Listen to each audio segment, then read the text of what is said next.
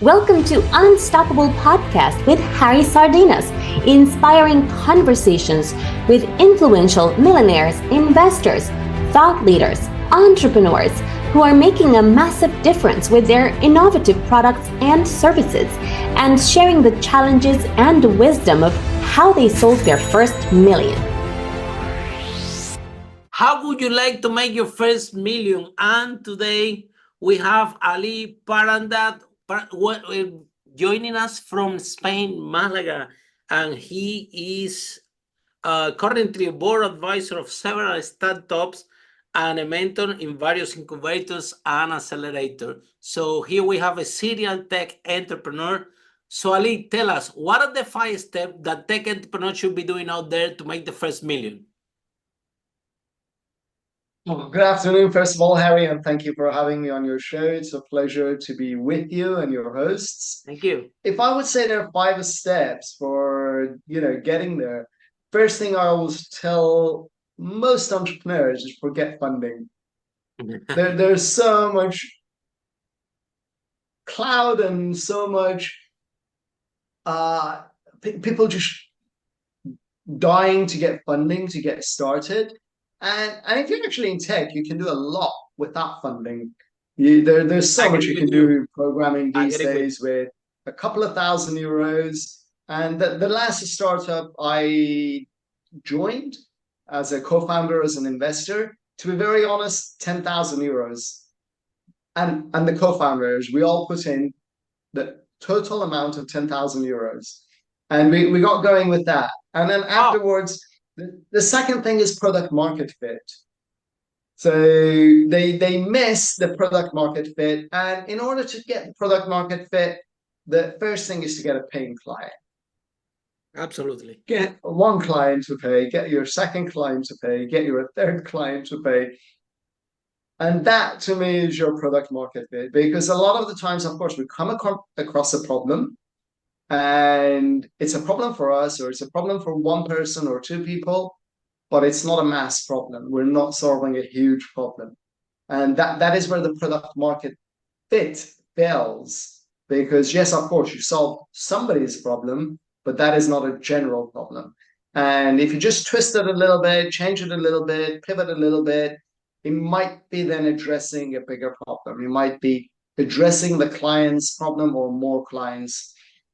And that's where you can verify it by getting paid clients. So to me, a lot of the investors say, create a page, have a pay button. If they pay, then you're possibly got a paying client, but then you test it by having a minimum viable product. As I said, we did it with €10,000, and it took us a while to get it. Yeah, €10,000. We had a platform running, we had the whole thing running. And of course, the next thing is getting the marketing. The marketing is the most important part. And on the first instance, again, people are like, oh, we'll go Google advertising and Facebook and this and Twitter, and we'll go TV. Forget it all. Leverage your own network. Sell through your network. Beg your parents, beg your friends, beg the people you know to introduce you. And people will. People will always help you. So that would be for me the fourth thing, to leverage your network in order to increase your sales and get sales going within your company. And the fifth thing is, if you focus on sales rather than product development, whatever money comes in through sales, the extra part of it, pour it into development. Absolutely. The extra part of it, pour it into development. And what was generated through the sales, pour it back into sales. Absolutely. So if you put €5,000 and you got 6,000, keep 1,000 for development, pour another 5,000 into sales. And it works, because usually your ratio should be at least 3 times. So if you put €5,000 into marketing, you should get 15,000 back. So the way I would do it is actually pour 10,000 euro into marketing now, and then put 5,000 into development. And on the next round, once you've got 10,000 euro back from your sales, put the 10,000 back into sales, and you take out another 5,000 euros. You always go higher. And we've done this very, very successfully in the last startup I co-founded a couple of years ago, and where I am a board advisor. And it's growing organically with very little funding. We did just 2 small rounds of funding, and the rest of it, pure bootstrapping. Wow, I love this story, and let's talk more about it, because I invest in tech companies also, and we see a lot, Ali, that the founders, what they do out there, they take all the money, all the energy, all the time, all the resources they have to develop that product, that amazing product, based in the theory, if the product is not good, nobody's gonna buy it, so I need a lot of money to make this amazing product.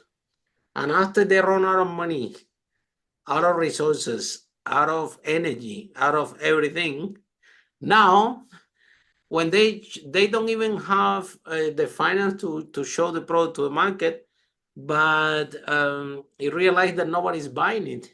And then this is what happened. This is the story that we see a lot in the startup founders. They develop all this amazing product, and then they're looking for the investor to pay to market that product. And the investor come to the equation and say, look, how come I'm gonna give you the money? I don't know if people want to buy this thing. To How test the I marketing, cannot give Harry. you the money, and this is what everybody's doing. So, Ali, when in your career as a tech entrepreneur, which has been long, when do you realize that in order to be successful in technology, first you had to do exactly what you described, like use as less resources as possible to create the MVP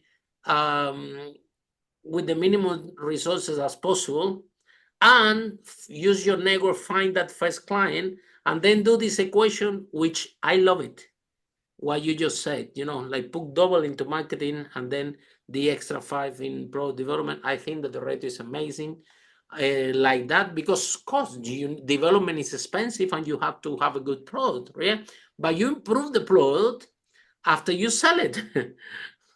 No before. So when do you learn that lesson? Do you hand in the hard way? Do you lose money in one of your? I learned the hard way, Harry. Tell us. Like everybody, I learned the We are hard way. dying to listen how you learn this. Yeah, so I've started several companies, and the one I started in 2000, which was Electron and PC Doctor, it was a basic IT sales and support company. And because it was a traditional company, I didn't need to do anything different. It was not necessarily a startup, it was a traditional company. Therefore, sales and growth was very easy. There was a client need. I didn't need to define much. I went for a niche and I made very good money from it. Wow. And that company Where did was that? really In well. Spain, in London? Where was that? In UK or in Spain? No, in Spain, southern Spain. So that company did really well. And then in 2008, I came up with this idea with a software as a service. And of course, I based it on the same strategy and experience I had in the previous company or in the existing company, which had done so well. So we built the product, and I'm guilty as hell in we all having are. spent. You done it there. It's not like everybody that talk about this is because it's happened. If I tell you my story after, you will cry. It was a disaster. But go ahead.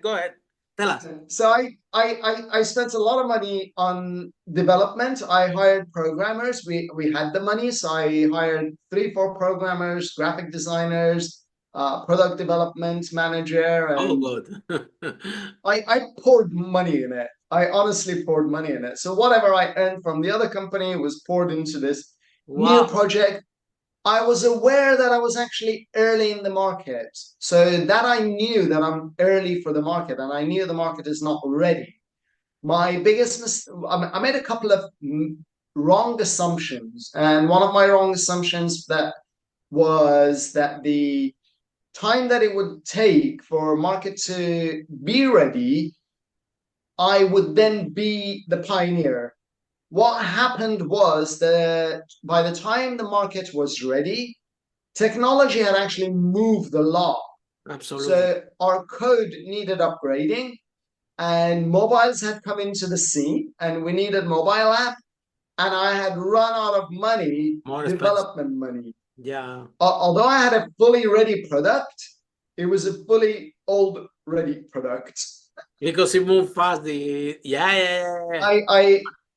I miscalculated how fast the technology was moving. I miscalculated the birth of mobile apps and how much they would change the way things would work and how we would work with everything.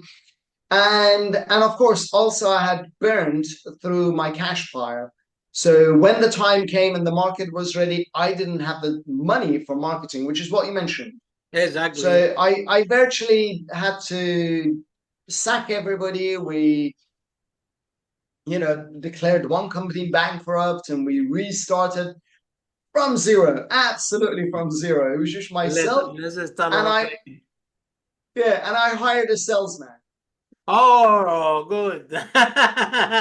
Before having anything, before even Yeah, having a so product. Yeah. That's it brilliant. was me, myself, and the salesman. Ah, that's amazing. Look, if I tell you, I have this brilliant idea. We launch. I used to have a property business in London. We sold over 5 million, right? And because the company was doing so well, to the point that I create this culture in the company that I was not needed. Even the team told me, "Harry, go home. We don't need you. We can run the company without you and everything." So then I was bored in the house, nothing to do, and a lot of money coming from the other business. And rather than for me take this money and go on holiday and travel the world, I decided that was a good idea to open the first halal Spanish tapas in London, in Brick Lane. Well, you live in London, so you know what is Brick Lane, the curry house, yeah? So I had this brilliant idea that I'm going to be the pioneer to bring alternative food at Brick Lane. Again, the same issue, way too early. When you are way too early, it's expensive. But guess what? I had also the brilliant idea that I want to do a Spanish guitar on the ceiling. I remember my Polish building were asking me, I said, "Harry, you sure you want to do that? We might need to keep this place closed for 2 months if you want this Spanish guitar in the ceiling. It's a big job. You sure you want?" I said, "Look, I want the best decorated restaurant in Brick Lane. So I want this guitar. It doesn't matter what it takes. I'll pay." So, oh God. So we did the Spanish guitar in the ceiling. We opened the first halal Spanish tapas in Brick Lane. The only one that offered alternative food. The rest was spicy food all over. And the council was very happy that we bring alternative food, and the institution, they were very happy, and they were dropping out to say hello. But the truth was that when I opened the door, nobody came in. No one, zero, with a beautiful guitar and so on. And now I run out of money. I didn't have money for marketing. I put all the money in the guitar. So now how I bring the people? I thought, oh, if I have this beautiful restaurant and it's amazing, I'm going to open the door and people are going to come and eat. Oh, God. And same case that you say, when you're way too early in the market, I remember a lot of young people used to come to a restaurant because it was something new. I remember that a lot of British people used to come to a restaurant because the pub closed and they were hungry. Going to a restaurant for a different reason, because they were hungry after the pub, the restaurant was empty, or when the pub next to it was closed, and a lot of British people come to eat patatas bravas and whatever. They love it, the sauce. The whole point was that, long story short, I run the restaurant for 2 years. I lost 200,000 pounds. I lost my girlfriend. I almost my other business collapsed. It was a total disaster.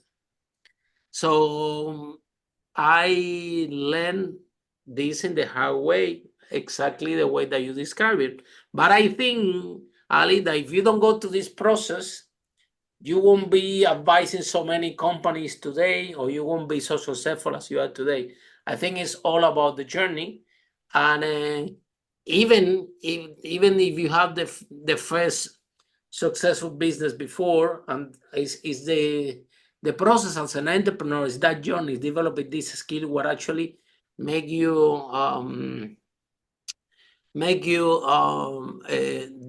the entrepreneur that you are today, right? Now, my question is, how to these startups, to these people that you help, to these founders that they haven't have your life experience, how you open the conversation to them so they can actually believe in what you're saying? Because I bet that when they are founders and they're startup founders and they want to do if they want to that do in the company, you come as advisor, the first thing that you're gonna hear as soon as you jump in, oh, we're putting all the money, we're developing the product, and you, oh my God, how can I tell these people that this doesn't work like that? So how you do it? Tell us. How can you persuade them? It really is. I heard if you tell somebody do it, they probably will end up not doing what you tell them. If your parents, told you, don't do this and don't go out late You at will do night, it. that was the last thing you listened to. And I have to say, I'm still learning this, but it's Like not so everyone. much, yeah, it's not so much the telling rather than the sharing. So you Absolutely. share your experience, And your and stories, yeah. in your experience, you say, well, this is what I have experienced, and this is what I have seen in most. And these are obviously the options. You could have spent 10,000 euros on development, but then if you fall short on marketing, that's the end of the road.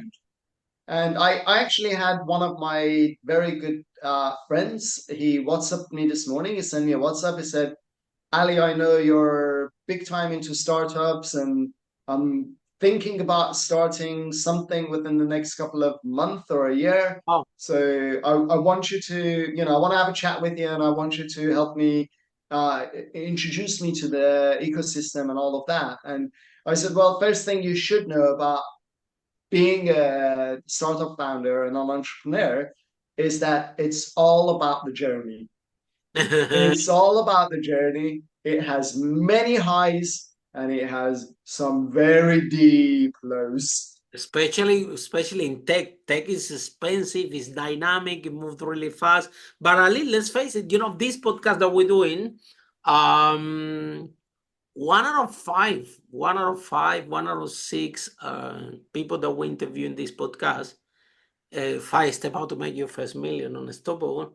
They are either technology people, or tech people, or real estate.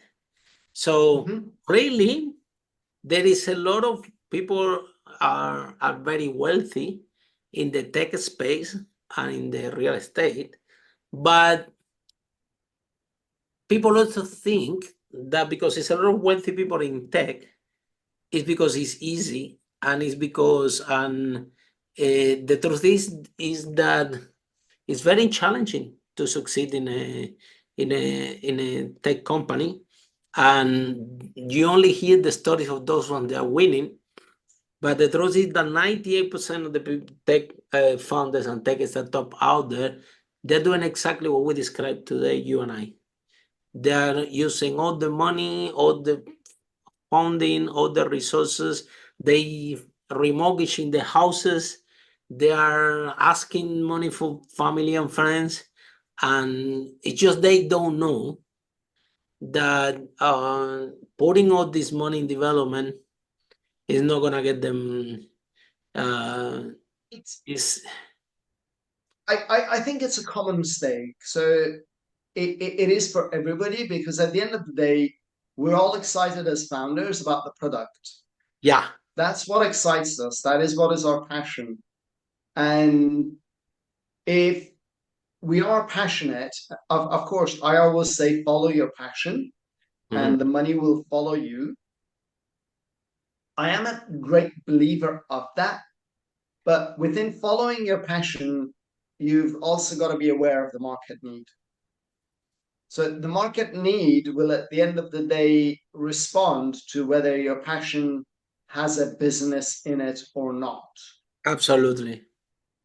And of course, sometimes this is where they miss the point of they need to make some adjustments in order to make it work. The pivoting is the important part so that you still follow your passion, but respond to the market need. Absolutely. And with many products where they fail is they fail to understand the difference between necessity and nicety. They're products which are nice to have, and if you have the money, sure, you can buy it. If you have the money, you get a better phone or a software to do makeup on your face. But they're products which are necessity. You can't live without. And those are the products that sell. Yeah. And those are the products that are successful, because without them, you won't be able to run your business. Without them, you won't be able to do your daily jobs or whatever you're doing, or even live at home. So then I also I remember once, I think that it has to be a problem that you solve, that people are willing and able to pay for that solution, right?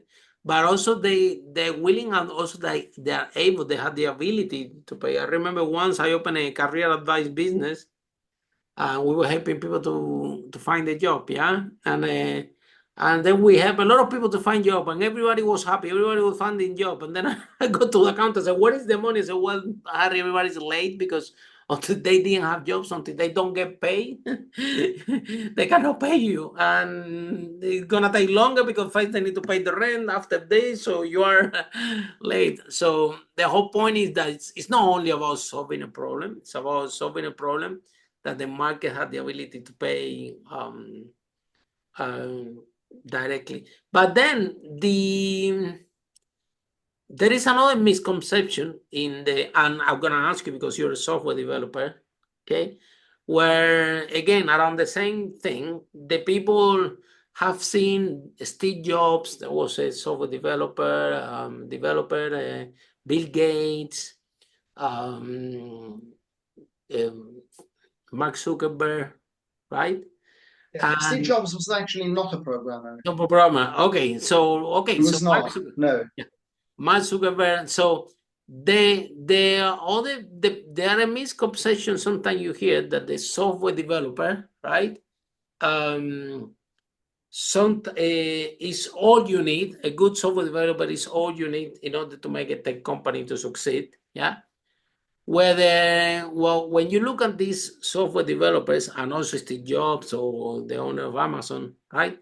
What everybody has in common is not that they were very good software developer, but that they understood exactly what we share today. Like they understood very good how to listen to the client, how to know very well what the clients want, and how to pivot what they were doing in order to meet the client needs.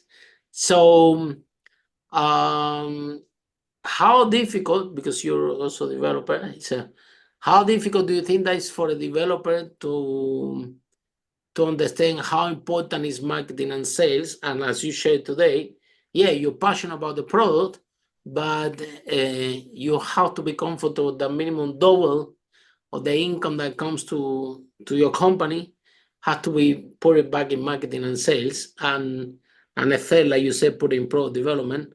Otherwise, it's not going to work, right?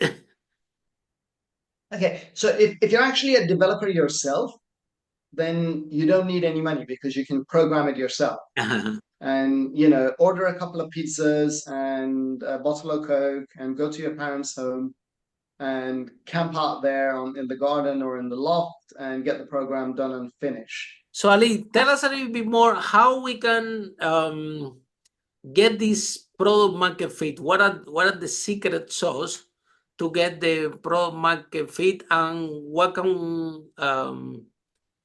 can we do with very little resources to help tech entrepreneurs out there to get more traction, which is where everybody is lacking for. The question before it was like that is how software developers can, which they are passionate about the product, they're passionate about, that's why all they want is write code. Yeah, and this is the space that they are happy. But becoming a tech entrepreneur is not about being happy writing code. You actually have to understand the business dynamic and have to understand the proportion of resources that you need to get to product market fit. So what would be the easiest way, or how a software developer can create that transition to become an entrepreneur and to understand all those concepts like you sharing now, product market fit, and allocate more resources to something that is not your passion, because your passion is writing code and develop that product. However, if you don't put double of that resources in something that is not your passion, your company is not going to move forward. So how you can get to software developers to get to that mindset? What would be your best advice?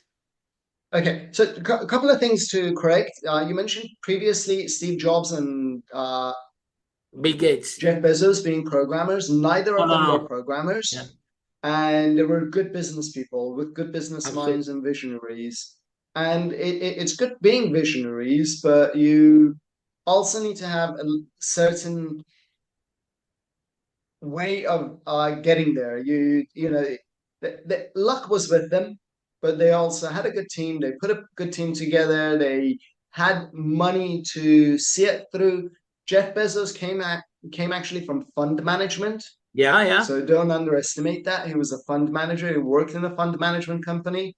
And Jeff Bezos, Steve Jobs, he worked with Steve Wozniak's.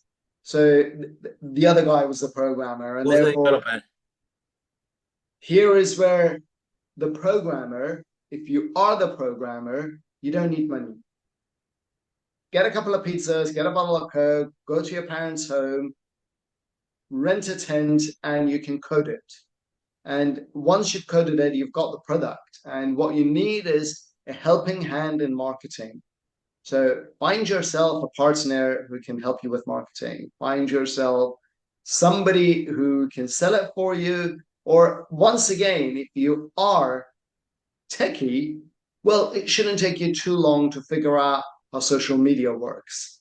Use it to your advantage. Not everybody knows the ins and outs of SEO. Not everybody knows how to use the algorithm that these social media company use to promote your posts. So spend a little time reading about marketing. At the end of it, it's a lot of programming, it's a lot of IT. Create your newsletters, create your marketing campaign, because all of these are digital services and you can actually be up and running with very little money. Very, very little money. We come to, of course, sometimes you create a product that needs selling to businesses and you need contacts. And this is where you get yourself a partner. And if you're not a programmer, as I said before, sell without the product being ready. Find your first customer and say, look, if you fund me and if this is what you need, well, pay for the development. And if you pay for the development, to you, I will give it to you for free of life. Mm-hmm. You know, you're my first customer, have it free for life. And, you know, I can sell it to the next, but you funded it. So just by getting that first client, because they need it, they'll be happy to pay for it at a lower cost. You develop it at cost. Don't include, you know, huge amounts of money in salaries for yourself, because your salary will come from the next license that you sell, and the next one, and the next one. Yeah. If you can use that time to go and find clients, then you'll be able to sell and promote it. So if you come from the world of business and you need a programmer to develop your product, well, you come from the world of business, find the first few clients and then finance it through them. You can easily leverage, you can easily do deals where you can convince a few people to pay up front and then deliver as you go along. You don't need 10,000 euros upfront. You don't need 100,000 euros upfront. You may need a couple of €1,000 per month to get it up and running. So negotiate with them a monthly payment term over 5 months, over 3 months, where they're happy to pay and they would be happy to fork it out, because they're not going to be able to do that at any cost with those low costs. So they're getting it at a cut price, they're getting it at a very, very low, cheap price, and they're getting it built to their need. So it is a fit, it is a match. It's the best way you can do it without any investor's money. You've given away no shares. Nobody has been put in risk. And if you're the businessman, then you can pay through that money, the developer, your zero cost.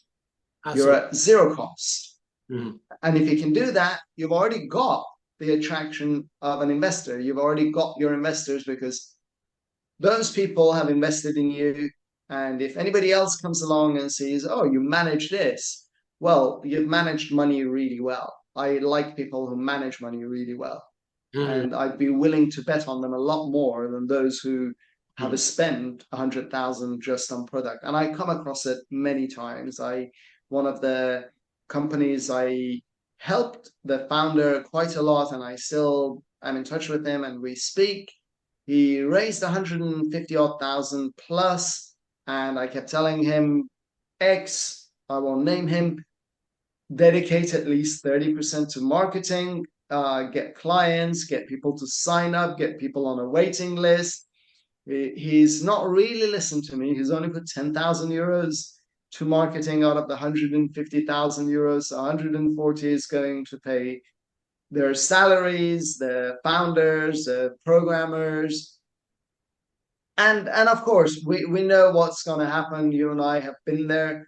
They're going to come to the end of the road and where the money ends, and the investors are going to say, well, what have you done with the 140 or 50,000 euros? With their pricing strategy, they're not going to recover that money in that short space of time. They're not going to have enough clients. There's not enough people and jobs in the pipeline to cover the money spent. Absolutely. Yeah. So then, Ali, what advice do you have there for tech entrepreneurs, tech founders out there that they are stuck, they're exhausted, they already spent all the resources, of the money, or the energy, they have a wonderful product, or they have an MVP, yeah. Obviously now they're looking for investors, they cannot find any money. The investor is telling them that they need more traction, and which is pretty much everybody out there that is not succeeding. So which advice do you have for this 98% of tech entrepreneurs out there? Yeah, it's a catch-22. When I had the software company, we went to many venture capitals and angel investors, and we said, look, these are our metrics. And they would say, oh, go dabble that and come back. So we would go and dabble that and, show them again. And they're like, oh, but what if you got another, 20 clients? But what if you reached 50,000 euros of sales? So each time we would go back with those metrics, and they would come up with yet another, goalpost and request. You can never make them happy 100%, and they just got to feel that they're going to earn their money, and they're going to double their money or triple their money. The investors are risk averse. So if you have created your product, the best thing is the fear of missing out. The fear of missing out only happens when you're selling, and you're selling more than they expected, and you don't want to let them in. If you don't want to let them in, then there's a fear of missing out. If they can be in at any price. If you're desperate for the money, there's no fear of missing out. Absolutely. So the leveraging is, in order to get the sales, is find networks where you can sell. Rather than ask for money, ask for connections to sell. Find co-founders who can help you sell in marketing. So if you're a techie, find a marketing co-founder and give them a good enough incentive so that they get involved, or find a marketing company who would be willing to get you up there for an exchange percentage in your company. And again, through your network. If you don't sell, if you don't show that there is a request for your product, if you don't prove that your product is necessary, or even as a nicety is a necessity, because a lot of gold is a nicety in the jewelry world. It's not a necessity, but people pay thousands and thousands of euros for diamond rings and gold rings. It is absurd. 80%, I read the other day, 80% of the sales of gold per year is not the use in technology and in space, and it's not used properly. It's just not, when I say properly, it's not used for a service. It's used for jewelry and the decoration market. 80% of it. Yeah, it's people pay for it. So if you find the market for people to pay for the nicety, even though it is not a necessity, then you've made it. Then you've made it. But you've got to make sure you find people who are willing to pay for that nicety. And if it is a necessity, where the gold is necessary for motherboards and whatever, then they will pay for it. Then you will sell. And you got to come to that realization. If you're not selling, there's something wrong. If people are not buying, there's something wrong. It's either your pricing strategy or something that you're selling is not necessary, that is going to respond to the client's need. So you've got to figure that out. Go back to the client and ask, what is it that you're not buying? What would make this deal happen? Ask them. What do I need to do for you to buy from me? What do I need 100% to do for you to buy or, sign up to my product? And then they would tell you, look, if it was this, if you had this, if you did it like this, if the price was lower, then I would use it. Okay, then sign here or pay at least 1 month and I will deliver. So come to an agreement with them. And then you're moving on. Absolutely. So then, Ali, somebody's listening to this podcast and they are tech founders and they need some help, some guidance, how they can find you, how the process works. Okay. So I'm very active on LinkedIn. If you just look for Ali Parandeh on LinkedIn, Ali Parandeh Zandpoor comes up very easily. Connect to me. There's a book button on LinkedIn itself. You can book me direct. You can book a session free of charge with me. I'm more than happy to give half an hour free of charge to any entrepreneurs who wants to have a chat with me. And I've helped a lot of entrepreneurs, learn to pitch to investors, learn the investors' language. I, like yourself, I'm an avid speaker. I'm part of the Professional Speakers Association in Spain, and I'm also a member of Toastmasters. So I combine the entrepreneurship with communication, and I help them communicate their message to investors, because investors pitch or startup pitch is about selling an investment product. It's not about the product. It's the investment product. It's not the product that you created. And they get that wrong. Founders get it wrong. They get excited, like myself, about the product itself. The investor wants to know, how do I double or triple my money? Yeah, absolutely, 100%. Ali, thank you so much. I think this time that we spent together today has been fantastic. Thank you so much for your contribution. I think you're amazing, and I hope that the tech founders and tech entrepreneurs that they are listening to this podcast take on board what we discussed today. We want tech founders to become wealthy. We want them to succeed. We want them to be prosperous. But the faster they manage to surrender that ego and to realize that they need help and to bring the right help to the company is how they're gonna grow really, really fast. The other day in this podcast, somebody asked me, Harry, what is the fastest point from A to B? And I say, well, it's the straight line. And the entrepreneur that I was interviewing told me, no, Harry, it's not a straight line. It's the path with less resistance. Think about the river. And it's 100% right. So by having a coach, by having a mentor, by having the right people in your organization that can guide you, if you're willing to listen, if you're willing to take the coaching on board, if you're willing to take the experience that others have on board, you will be able to find a path, a better way to your journey than the straight line to point A to B, which is the point with less resistance, and you will arrive faster.